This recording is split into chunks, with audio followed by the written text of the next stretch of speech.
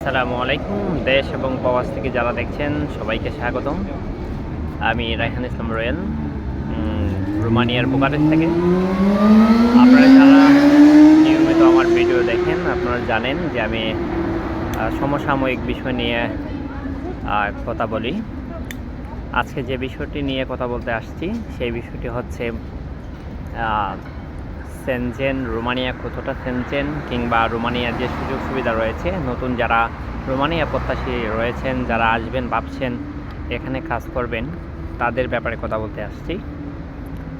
আসলে রোমানিয়া ছাড়া নতুন যারা আসবেন তাদের একটা জিনিস মনে রাখতে হবে যে এজেন্সি দিয়ে আসবেন অবশ্যই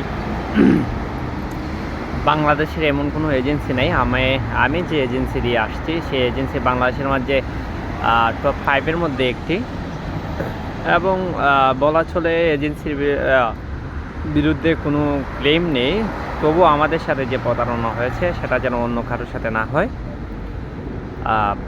কাজ বলে আনবে আপনাকে, সেই কাজ দেবে, আসলে এরকমটা হয় না। বাংলাদেশের কোনো এজেন্সি কাউকে আমি আসলে ওইভাবে বিশ্বাস করতে পারিনি। আপনি যারা এজেন্সির মাধ্যমে আসবেন তারা দয়া করে এজেন্সির খোঁজখবর নিয়ে অ্যাকুরেট স্টাম্পে সাইন করে আসবেন যে কাজ পারমিটে আসবে ওই কাজই যেন দেয়, এবং টিআরসি এমন যেন না হয় যে এখানে আসার পরে আপনার এনওসি নিয়ে কাজ করতে করতে আপনার দেশ থেকে টাকা আনতে হয়। এরকম অবস্থা যদি হয় তাহলে আপনাদের জন্য আসলে ইউরোপটা দুঃস্বপ্নে পরিণত হবে। যেমনটা আমি আরও বাংলাদেশিদের সাথে আমি কথা বলেছি ইতিমধ্যে, তাদের যে অবস্থান রয়েছে তাদের অবস্থান খুবই বাজে। আশা করব যারা নতুন করে আসবেন ইউরোপের মাটিতে আসলে চোখচুকি করে সব দিকে ভাই বিশ্বাস করেন, আপনি রোমানিয়া আসবেন কিংবা ইউরোপের যে দেশেই আসেন না কেন, প্রথমত আপনাকে এই দেশের যে সিস্টেম আছে এই সিস্টেমগুলোতে আপনার ফলো করতে হবে। বিশেষ করে রোমানিয়ার যে সিস্টেমগুলো এখন অনেক, আপনি চাইলেও অনেকে গেম দেওয়ার চিন্তা ভাবনা আছে, অনেকে গেম দিতে চাইবে, কিন্তু বর্ডার খুব বেশি সুদূর নয়, বর্ডারের অবস্থান ভালো নয়, যে কারণে আসলে মানবতার জীবনযাপন করতে হয়েছে এখানে। বাংলাদেশ না, শুধু not only Bangladesh, India, Pakistan, Sri Lankan, মানে সবারই সেম অবস্থা। যারা আসে তারা হয়তো পারমিটে আসছে আপনার বেতন 35-40 কিংবা সামথিং, এইখানে আসার পরে দেখবেন আপনার বেতন দিচ্ছে আপনাকে 25-40, কাজ করাচ্ছে 16 ঘন্টা, মানসিক চাপে থাকবেন। পরিশেষে আমি বলবো যে আপাতত ফুল সেনজেন হওয়া পর্যন্ত রোমানিয়াতে কেউ যদি না এন্ট্রি করেন সেটাই হবে আপনাদের জন্য একটি ভালো মেসেজ।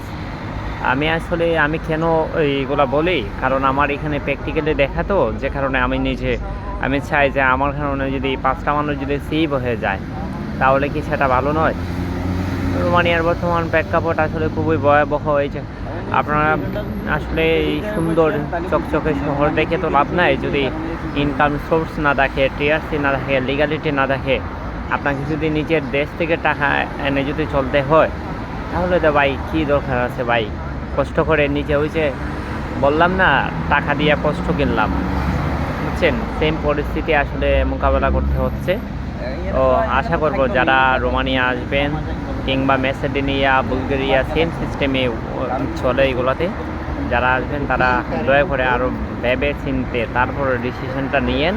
আমি বলবো না আপনারা আইসেন না, হ্যাঁ আসেন, তবে স্ট্রাগল করা লাগবে, এটা বাস্তবতা। এখানকার বাস্তবতা খুবই নিখুঁত। পরিশেষে সবাই ভালো থাকবেন, সবার জন্য শুভকামনা রইল। আল্লাহ হাফেজ।